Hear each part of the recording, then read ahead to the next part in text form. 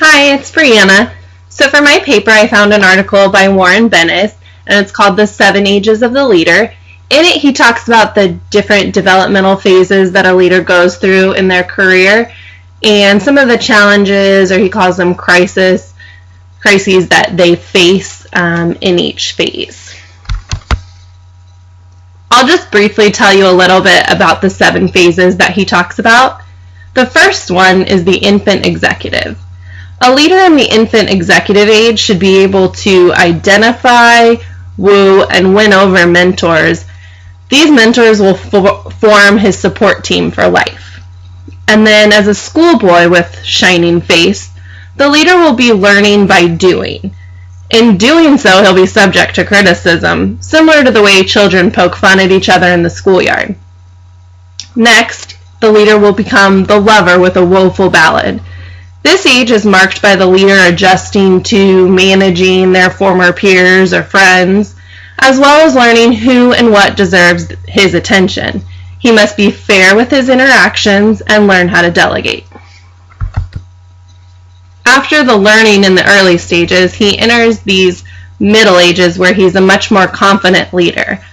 The bearded soldier age, this is where the leader avoids complacency by seeking out information, and he looks to enhance the company's potential by nurturing team members with promise.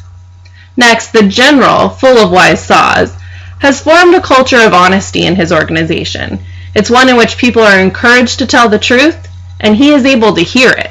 He cannot have tired ears, which is a Middle Eastern phrase for someone who stops listening and selectively filters information in a manner that could jeopardize decision-making. Now, towards the end of a leader's career or position, he will humbly pass through the final 2 stages. The statesman, in the interest of the organization, works hard to pass along all the wisdom he has amassed. The sage's legacy is more personal. He focuses on the mentor-mentee relationship and the reciprocal value he finds in it. His ambition looks different too. It's no longer self-serving, but it's focused on instilling that ambition in others who are still in their 7 ages of leadership. So now you're familiar with the 7 different ages that Bennis is referring to. His intention with the article is to manage expectations. He doesn't expect a leader to avoid challenges throughout their career or the ones that come with each age. Rather, he wants you to know what to expect, and then you be prepared for it and can easily adapt as those challenges come about. So you gain the knowledge from reading the article, and then when you're presented with those real-life situations, you're able to handle them. So businesses and leaders are always changing, and I think it's something to remember. We talk about how at that last stage, the sage, he's transferring his ambition. Ambition is great, but keep in mind what you're striving towards. It shouldn't be about the wealth, and it shouldn't be about the status, the reputation.